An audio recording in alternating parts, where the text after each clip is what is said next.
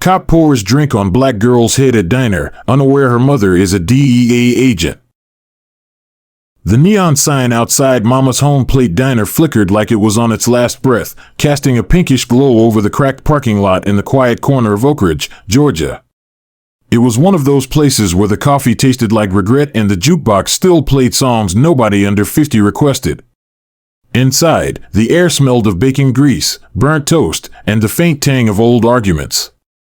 It was a Saturday morning in late spring, the kind where the humidity already clung to your skin like a bad decision. 17-year-old Jada Reynolds slid into her usual booth by the window, the red vinyl seat creaking under her. She wore her favorite oversized hoodie, yellow with faded gold letters from her high school's track team, and earbuds dangling loose around her neck. Her braids were pulled back into a high ponytail, and she carried the quiet confidence of someone who had learned early that the world didn't always see her the way she saw herself. Jada came here every weekend to meet her mom for breakfast. Special Agent Maya Reynolds of the Drug Enforcement Administration was usually late undercover ops, stakeouts, debriefings that ran into dawn, but she always showed. Always. Today, though, Maya had texted, running 20 behind. Order the usual. Love you, baby girl. Jada ordered pancakes with extra syrup, a side of scrambled eggs, and a large orange juice. She scrolled through her phone, half listening to the low hum of conversation around her. An older white couple in the next booth argued softly about grocery prices. A trucker at the counter flirted half-heartedly with the waitress, Tina, who rolled her eyes but smiled anyway. Then the bell above the door jingled, and Officer Travis Boone walked in. Boone was a fixture in Oak Ridge, 38, broad-shouldered, with the kind of mustache that looked like it belonged in a 1980s cop movie. He wore his uniform like armor, the badge gleaming under the fluorescent lights. Most folks in town nodded when he passed, some even called him Travis like an old friend. But Jada had heard the stories whispered in school hallways, the traffic stops that lasted too long for black drivers, the random searches, the way his hand always hovered near his holster when he spoke to certain people. He scanned the room, eyes landing on Jada for a beat longer than necessary. She felt it, that prickling awareness, but didn't look up. Instead, she took a slow sip of her orange juice, letting the cold sweetness ground her. Boone sauntered over to the counter, ordered black coffee, then turned. His gaze drifted back to Jada's booth. She was alone, legs stretched out, one sneaker tapping lightly to whatever beat was in her head. To him, she looked like trouble waiting to happen. Too comfortable. Too young. Too present. He walked over. "Hey," he said, voice low but carrying that edge of authority. "You got ID on you, kid?" Jada pulled one earbud out slowly. "I'm waiting for someone. Not causing trouble. Didn't ask if you were causing trouble. Asked for ID." He leaned in a little, blocking the light from the window. "We got reports of kids loitering around here. You know how it is." Jada met his eyes. Calm. Steady. "I'm 17. Sitting in a diner. Waiting for my mom." Boone's jaw tightened. He glanced at her untouched plate, then at the orange juice sweating beads onto the table. "You think you're smart, huh? Talking back like that." The diner had gone quieter. Forks paused midair. Tina froze behind the counter. Jada didn't flinch. "I'm not talking back. I'm answering." Something snapped in Boone's face, the subtle shift from irritation to something uglier. He reached out, grabbed her full glass of orange juice, and in one deliberate motion, tilted it over her head. The cold, sticky liquid poured down in a bright cascade, over her braids, her hoodie, dripping onto the table, the seat, her lap. Pulp clung to her forehead. The shock of it hit like ice water, but Jada didn't scream. She didn't even gasp. She just sat there, letting it run, eyes locked on his. The diner erupted in murmurs. The older couple stared in horror. Tina dropped a spoon with a clatter. Boone set the empty glass down hard. "Next time, show some respect when an officer speaks to you." He smirked, satisfied, and turned back toward the counter like nothing had happened. Jada sat motionless for a long second. Orange juice dripped from her chin onto the table in slow plops. Her hands rested flat on the tabletop, fingers spread. No shaking. No tears. Then the bell jingled again. A woman stepped inside, tall, mid-40s, dark skin glowing under the diner lights, wearing a simple black blazer over jeans and boots that looked like they'd seen real miles. Her hair was cropped short, practical, and her eyes scanned the room with the precision of someone trained to notice everything. Maya Reynolds had arrived. She saw her daughter first, sitting drenched, head tilted slightly, expression unreadable. Then her gaze shifted to Boone, who was laughing now with Tina about something unrelated. Maya's face didn't change. But the air in the diner shifted, like the pressure before a storm. She walked straight to the booth. Maya Reynolds didn't rush. She never did when the situation called for precision. She stopped 2 steps from the booth, close enough that the faint scent of her sandalwood body oil mixed with the orange citrus tang now soaking her daughter's clothes. Her dark eyes flicked over Jada, assessing damage, cataloging every drip still sliding down her temple, then lifted to meet Boone's back.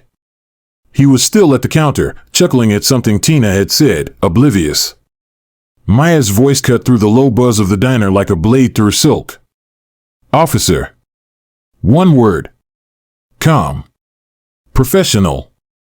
Carrying the weight of someone who had said that word in far more dangerous rooms than this one. Boone turned, coffee cup halfway to his lips.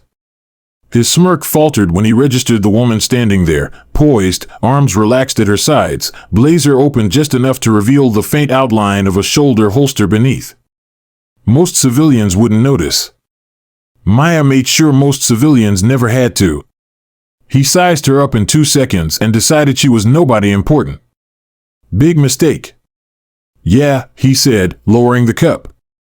Something I can help you with, ma'am?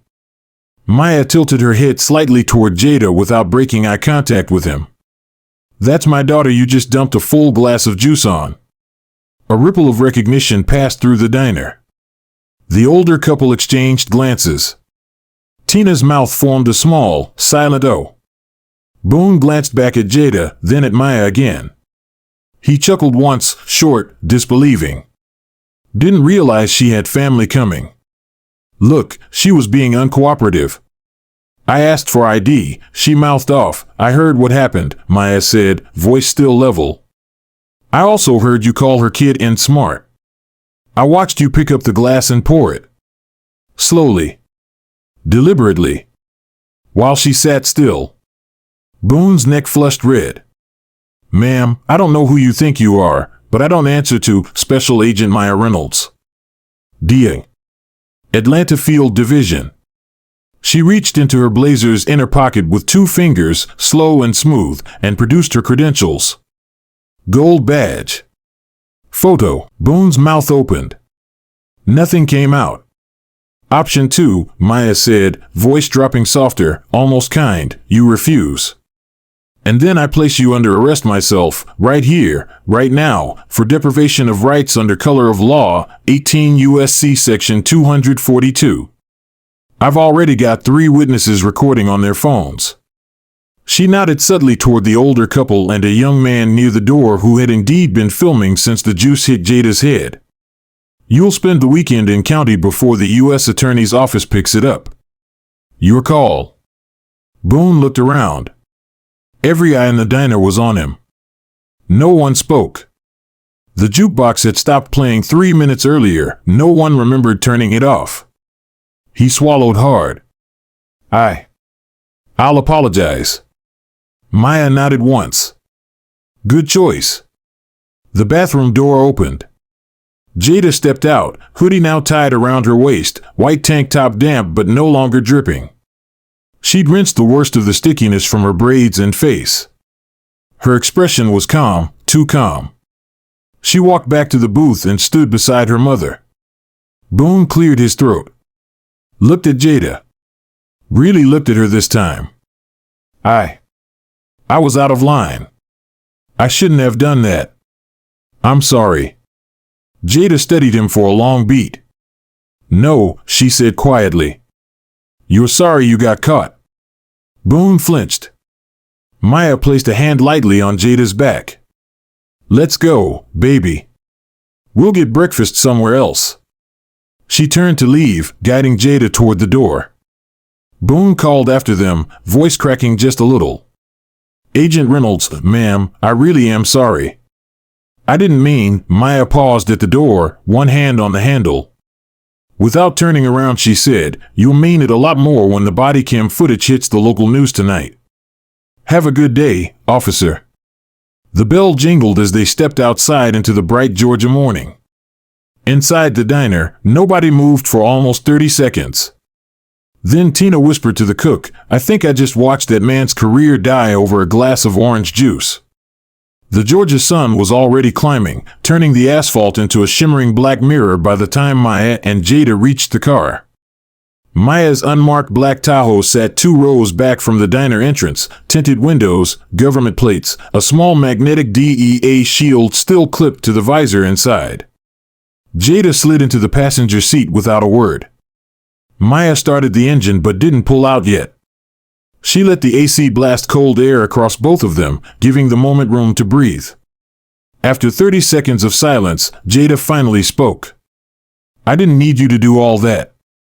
Maya kept her eyes on the diner door. Boone still hadn't come out.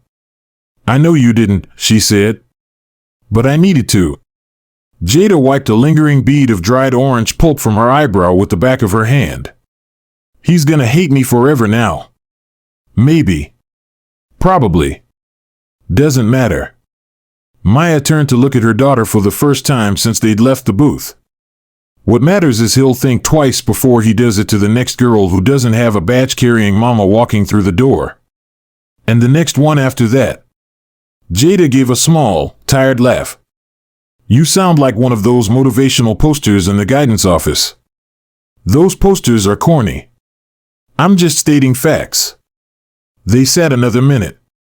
The radio crackled once, dispatch asking for a status check on Boone's unit. Maya reached over and turned the volume down. "Still want breakfast?" she asked. Jada glanced down at her damp tank top. "I smell like a citrus factory exploded on me. There's a Target 10 minutes from here. We'll get you a new shirt, some leggings, maybe those sour gummy worms you pretend you don't like anymore. Then we eat real food. Waffles.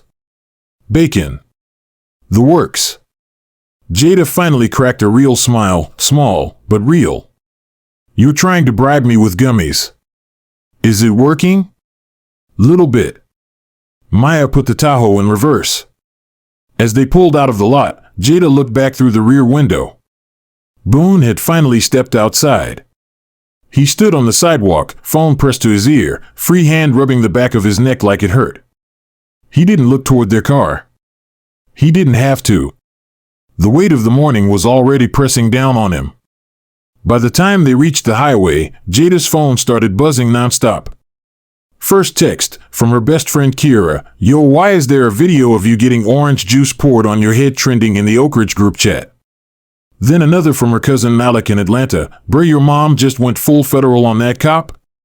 I need the tea immediately." Then notifications from Instagram, TikTok, Twitter. Someone had already uploaded the clip. The angle was from the young guy near the door who'd been filming the whole time. Caption, "Small town cop dumps OJ on teenage girl. Her mom walks in and drops the DEA bomb. Career suicide speedrun. Hashtag Oak Ridge, hashtag police misconduct." The video had 1.2K views. Then 2.8K. Then 7K in under 15 minutes. Jada turned the screen toward her mom. Maya glanced at it, then back at the road. "People move fast," she said. "You think it's gonna blow up?" "Probably. Small-town departments hate viral moments. Especially when federal credentials are involved." Jada chewed her bottom lip. "You gonna get in trouble?" "For threatening to arrest him?" "I didn't threaten. I informed him of his legal reality." Maya's voice stayed even. "And no. I'm not the one who poured a drink on a minor in front of witnesses. He did that all by himself. They drove in comfortable quiet for a while. The kind of quiet only a mother and daughter who've survived worse than a diner humiliation can share. At the Target, Jada disappeared into the clothing section while Maya stayed near the entrance, scrolling through her own phone. She had 3 missed calls from her supervisor in Atlanta and a text from the assistant special agent in charge. Saw the clip. Call when you can. We need to document this before IA or OPR gets a media package. Maya typed back one line, already on it. Daughter first. Paperwork second. She hit send, then slipped the phone back into her pocket. When Jada came out of the fitting room in fresh black leggings and a soft gray hoodie that said nevertheless, she persisted in gold script across the chest. Maya raised an eyebrow. Subtle, she said. Jada grinned. Found it in the clearance section. Felt poetic. They grabbed the gummies, a couple bottles of water, and headed to the self-checkout.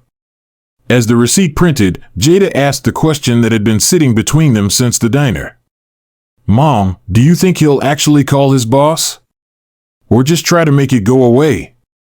Maya thought about Boone's face, the flush, the twitch toward the radio he never quite completed, the way his eyes had darted to every phone in the room.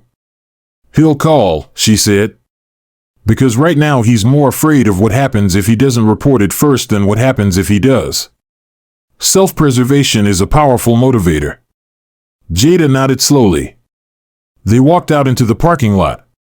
The sun was higher now, the heat pressing down. Somewhere in the distance, a siren wailed, probably unrelated, just Oak Ridge being Oak Ridge. But Jada paused before getting back in the car. Hey, Mom? Yeah, baby girl? Thanks for showing up. Even if I said I didn't need it. Maya reached over and tugged gently on one of Jada's braids, now mostly dry, smelling faintly of hotel shampoo from the bathroom sink. Always gonna show up, she said. That's the deal. Jada climbed in. Maya started the engine. And somewhere back at Mama's home plate diner, Officer Travis Boone sat in his cruiser with the door open, staring at his phone as the view count on that video climbed past 40,000. He hit the button to call his watch commander. The line rang twice. Then, Watch Commander Hargrove. Boone closed his eyes. Lieutenant, it's Boone. I need to report an incident. By 1:17 p.m., the video had crossed 1.2 million views. Someone had stitched it with dramatic zoom-ins on Boone's face the moment Maya said DEA. Another creator added slow-motion replays of the orange juice cascade with the caption, "When entitlement meets jurisdiction." A third account, verified, 800K followers posted a side-by-side, Boone pouring the drink versus a still of Maya holding up her badge. Text overlay, "This is why we record everything." Local news picked it up at 1:42 p.m. Channel 7 Action News ran a breaking ticker, Oak Ridge PD officer under investigation after viral diner incident involving federal agent's daughter. Oak Ridge Police Department headquarters, a squat, beige brick building that looked like it was built during the Carter administration, had suddenly become the busiest place in a 20-mile radius. Squad cars were parked at odd angles in the lot. Reporters from Atlanta stations had already arrived, setting up live shots on the sidewalk. A news chopper circled lazily overhead. Inside, Lieutenant Hargrove sat across from Boone in a windowless conference room that smelled faintly of burnt coffee and old carpet. The body cam footage was paused on the wall-mounted monitor, Boone's gloved hand gripping the glass, orange liquid frozen mid-pour. Hargrove pinched the bridge of his nose. Travis. Walk me through it again. And this time, leave out the part where you say she mouthed off. Because that's not helping you. Boone stared at the table. His uniform shirt was untucked on one side, he hadn't noticed. I asked for ID. Standard procedure for loitering complaints. She got smart. I lost my temper. Poured the drink. Didn't think her mom was federal. Didn't think anyone was recording. Hargrove leaned back. You didn't think. That's the part that's gonna cost you. Boone swallowed. What's the damage? Chief's already on the phone with the city attorney. DEA Atlanta field office sent over a courtesy email, very polite, very short, saying they're reviewing the matter for potential civil rights referral. Translation: they're deciding whether to hand this to the U.S. attorney or let the locals handle it and then sue the department anyway. Boone's shoulders slumped. And the mayor, Hargrove continued, called personally. Wants this contained before the evening news cycle. Which means he wants your badge before sundown. Boone looked up sharply. Suspended? Administrative leave pending investigation. Full pay for now. But if that girl's mother pushes, and she has every reason to, it becomes a federal case. Then it's not just your job. It's your freedom. The room went quiet except for the low hum of the air handler. Hargrove slid a single sheet of paper across the table. Voluntary resignation letter. Pre-drafted. Sign it. You walk out today with a neutral reference and no criminal referral from us. Refuse, and we start the termination process tomorrow. Your call. Boone stared at the paper like it might bite him. Outside the building, Maya and Jada had finally made it to their favorite hole-in-the-wall breakfast spot, the Biscuit Barn, 15 miles outside Oak Ridge proper. No neon signs, no tourists, just chipped Formica tables and waitresses who called everyone Han. Jada had demolished a plate of chicken and waffles. Maya sipped black coffee and watched her daughter scroll through the notifications still flooding in. You're viral, baby girl, Maya said, half teasing. Jada made a face. I look like a drowned cat in that video. You look like someone who didn't flinch. That's what people are latching onto.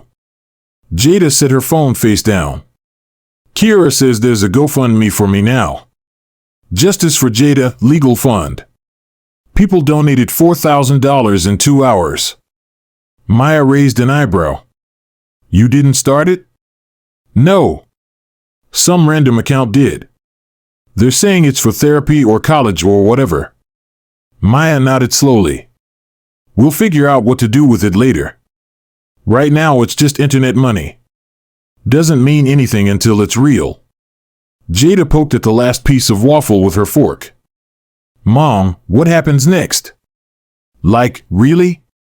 Maya set her mug down. Short term, the department will suspend him.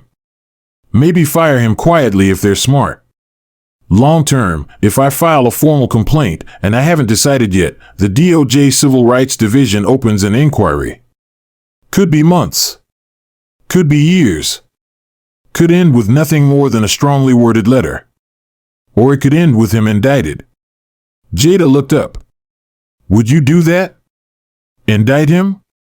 Maya didn't answer right away.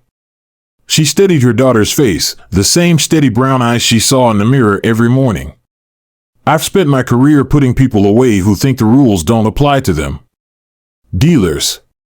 Cartel lieutenants. Dirty cops.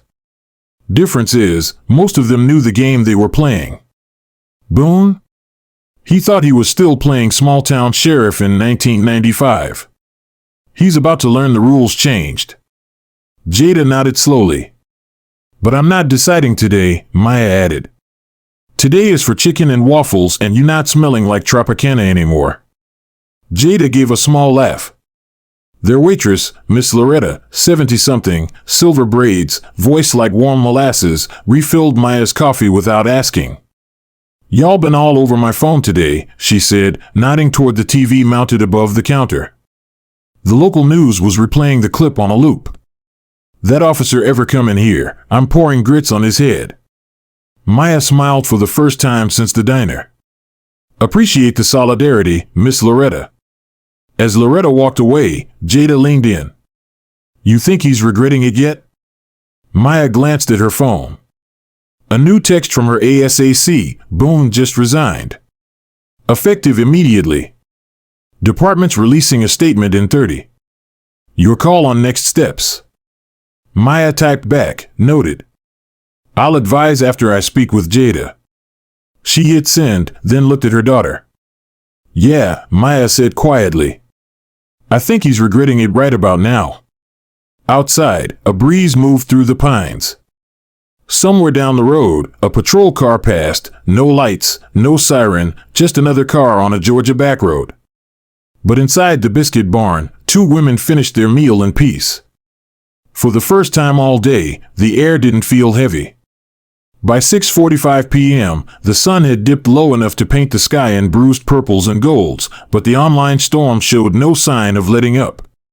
The Oak Ridge PD's official statement dropped at 5:12 p.m. exactly, short, carefully worded, posted simultaneously to their website, Facebook, and X. The Oak Ridge Police Department is aware of a video circulating online depicting an interaction between one of our officers and a patron at a local diner earlier today.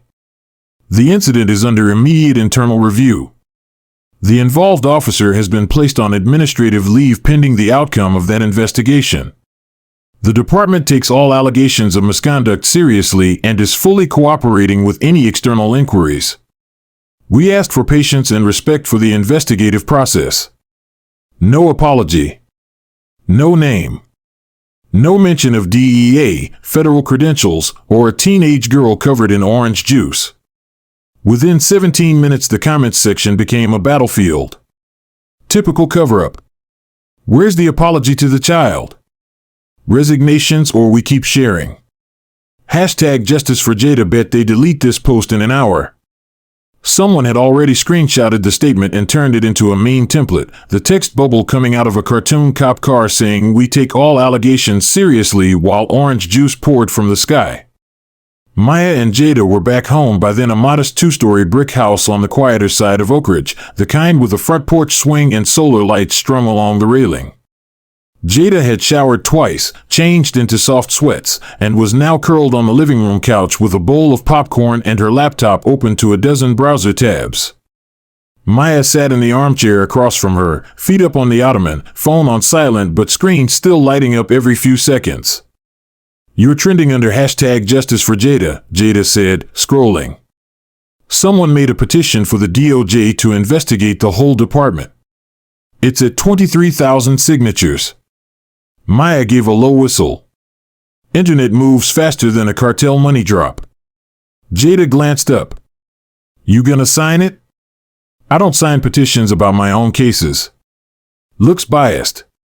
Maya paused. But someone in civil rights is definitely watching the numbers.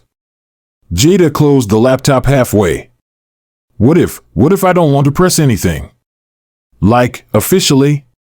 Maya steadied her daughter's face. The afternoon light coming through the blinds made thin gold bars across Jada's cheekbones. Then we don't, Maya said simply. It's your call. Always was. Jada exhaled through her nose. I just keep thinking, he's probably sitting at home right now, scared. Wife, kids maybe. Mortgage. Pension he's about to lose. Maya didn't interrupt. She let the thought breathe. And then I remember, Jada continued, how many girls don't have a mom who can walk in and say DEA and watch the whole room freeze? How many times he probably did something like that or worse and nobody recorded it? Nobody said anything. She picked at a piece of popcorn. I don't want to ruin his life, Jada said quietly. But I also don't want him to think he can do it again and walk away because the girl didn't have backup. Maya leaned forward, elbows on her knees. You don't have to decide his entire future today. You decide what justice looks like for you. Could be a formal complaint.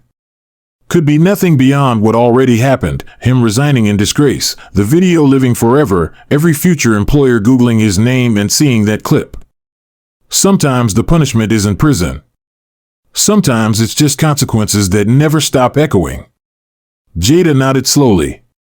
The doorbell rang. Both of them tensed for half a second, habit from years of Maya's job, then relaxed when they saw the silhouette through the frosted glass. Kira, Jada's best friend since 5th grade, holding 2 large sweet tea slushies from the drive-thru and waving frantically. Jada jumped up to let her in. Kira burst through the door like a caffeinated tornado. Girl. You are literally famous. My For You page won't stop showing your face. I brought slushies. Extra cherries for you, Ms. Reynolds, because you went full action movie mom today. Maya accepted the cup with a small smile. Appreciate it, Kira. Kira plopped onto the couch beside Jada, already pulling out her phone. Okay, but real talk, some lawyer in Atlanta DM'd me asking if I could put him in touch with y'all. Says he specializes in civil rights cases against police. Wants to rep you pro bono if you want to sue the city. Jada groaned. I'm not trying to be a civil rights icon. I just wanted pancakes. Kira laughed. Too late. Your breakfast-themed depression now. Maya's phone buzzed again, this time a call, not a text. She glanced at the screen, ASAC Torres, Atlanta. She stood. I need to take this. You two behave. She stepped onto the porch and closed the sliding glass door behind her. Torres didn't waste time on pleasantries. Maya. Videos at 8 million views across platforms. Chief of Oak Ridge PD called the field office personally an hour ago, practically begged us not to federalize it. Says they're prepared to offer whatever resolution your daughter wants. Cash settlement. Public apology. Retraining mandate for the whole department. They're terrified. Maya leaned against the porch railing, watching fireflies start to wink in the yard. And DOJ civil rights? Already opened a preliminary inquiry based on the video alone. They don't need your signature to start. But they'd prefer your cooperation. Maya was quiet for a moment. Jada's still deciding, she said finally. I'm not pushing her either way. Understood. But unofficially? The U.S. Attorney's Office is salivating. Small department, clear video, federal agent witness, teenage victim. It's a prosecutor's dream if you want to make an example. Maya glanced back through the glass. Jada and Kira were laughing at something on the phone, slushy straws in their mouths. I'll talk to her again tonight, Maya said. No promises. Torres paused. You okay, Reynolds? That was your kid in that chair. Maya let out a breath she hadn't realized she was holding. I'm fine. She's fine. We're both fine. She ended the call. When she slid the door open again, Kira was mid-sentence, and they're saying your mom should run for sheriff now. Like, write-in campaign. Jada rolled her eyes. Mom, tell Kira to chill. Maya sat back down, took a long pull from the sweet tea slushie, and met her daughter's gaze. Whenever you're ready to talk about next steps, she said, I'm here. No rush. No pressure. Jada nodded. Then she reached for the remote and turned on the TV some mindless reality show about baking competitions. For the next hour, the only sounds in the house were the low hum of the air conditioner, Kira's occasional commentary, the clink of ice in plastic cups, and 3 women breathing easier than they had all day. Outside, the fireflies kept dancing. And somewhere across town, in a darkened living room, Travis Boone sat alone with his phone face down on the coffee table, watching the notification count climb. He didn't pick it up. 3 weeks passed like pages turning in someone else's story. The viral wave crested, then slowly receded. The video plateaued at 14.7 million views across platforms. News trucks left Oak Ridge. The hashtags #Justice for Jada and #OrangeJuiceCop faded from trending, replaced by newer outrages, newer viral moments. But the clip never really disappeared. It lived on in algorithm shadows, ready to resurface whenever someone searched cop pours drink on girl or DEA mom owns racist officer. Travis Boone never went back to work. He submitted the resignation letter the same evening the department's statement dropped. No press conference. No tearful interview. Just a quiet signature on department letterhead and a one-line email to HR, effective immediately. His wife packed their youngest off to her sister's house in Macon for a few days while the reporters camped outside their cul-de-sac. By the end of the first week, the for sale sign appeared in their front yard. The Oak Ridge PD issued a second, longer statement on day 10, buried on page 3 of their website. Following a thorough internal review, the department has accepted the resignation of Officer Travis Boone. We have initiated mandatory de-escalation and bias awareness training for all sworn personnel. We extend our sincere apologies to the affected family and reaffirm our commitment to fair and equitable policing in our community. No names.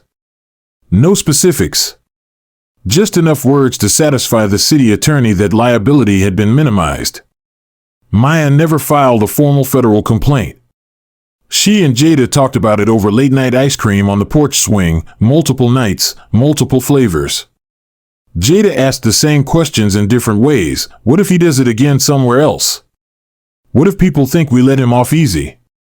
What if I'm being too soft? Each time Maya answered the same way, you're not responsible for his next choice. You're responsible for yours. And right now, your choice is whether carrying this forward feels like justice or like carrying someone else's poison. In the end, Jada decided she didn't want the weight of a years-long federal case hanging over her senior year. She didn't want depositions, court dates, reporters at graduation. She wanted to run track, apply to colleges, laugh with Kira about dumb TikTok trends, and occasionally, when the memory surfaced, remind herself that she hadn't flinched. So they let the system do what small-town systems do when the spotlight dims, clean up quietly and hope everyone forgets. But some things didn't fade. The GoFundMe, now at $87,400 and still trickling in, became Jada's future fund. Maya worked with a nonprofit financial advisor to set it up as a trust, half for college, half for whatever Jada decided mattered when she turned 21. Therapy sessions were covered. A chunk went to a local scholarship for girls in Oak Ridge who wanted to study criminal justice or law enforcement. Jada started a private Instagram account, not for clout, just to document. Track meets. College visits. Late-night study sessions. A photo of her and Maya at the biscuit barn, both making silly faces over fresh waffles.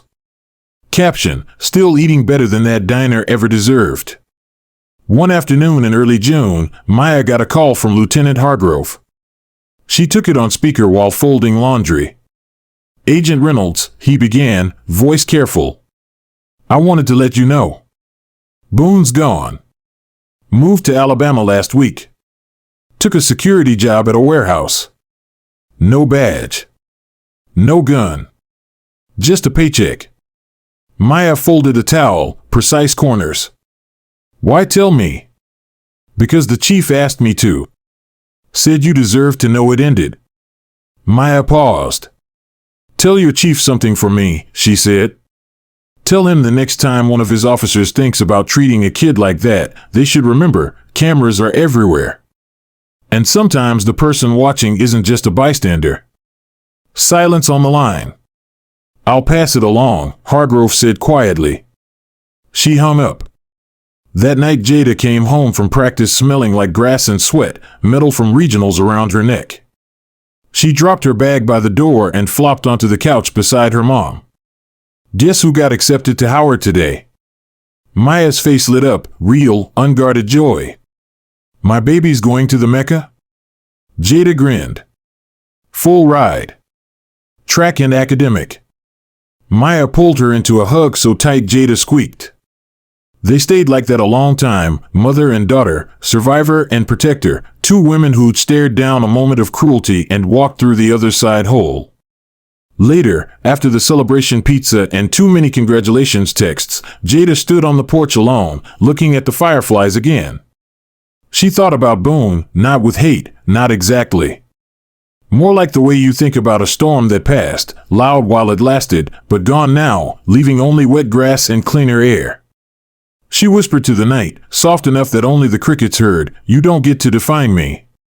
Then she went inside, closed the door, and turned off the porch light. The house went dark. But inside, two hearts beat steady. And somewhere far away, in a warehouse in Alabama under fluorescent lights that never quite felt warm, a man named Travis Boone lifted boxes and tried very hard not to remember the exact color of orange juice running down a teenage girl's braids. He failed most nights. But that was his burden now, not hers. The end.